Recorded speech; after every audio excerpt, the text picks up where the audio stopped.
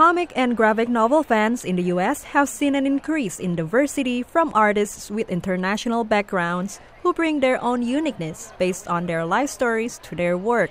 Thi Bui, who was a Vietnamese child refugee, is the author of The Best We Could Do. It's a gripping illustrated memoir inspired by her journey to the United States. It's my origin story, which for me happens to include the Vietnam War and all of the crazy history of the 20th century in Vietnam and Asia, and then how all of that led to my family leaving illegally in a boat, ending up in Malaysia, where my brother was born, and then eventually getting resettled in the U.S. in the late 1970s. Bui, who is 43, wants to be the voice of refugees.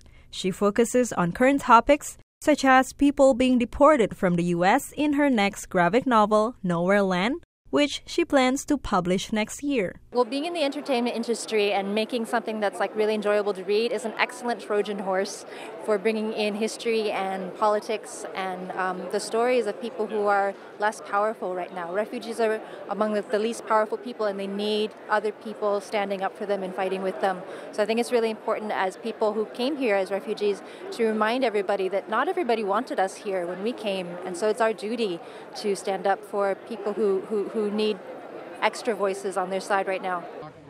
Author of Genesis 2 comic, Ellen Ling, whose Chinese parents came to the U.S. as political exiles, says diversity in the comic industry is crucial because it is still dominated by white male artists. This is especially important at large events such as the annual Comic-Con International. But I'm noticing that there is more diversity occurring, and there are artists everywhere around the world, but they're not always represented at Comic-Con. Ling says he appreciates how fans are focusing more on the artist's creation. I think now it doesn't matter what race you are, as long as your stuff is really good. And I think what's nice about comic books is nobody cares what you look like, they just care about what you're doing.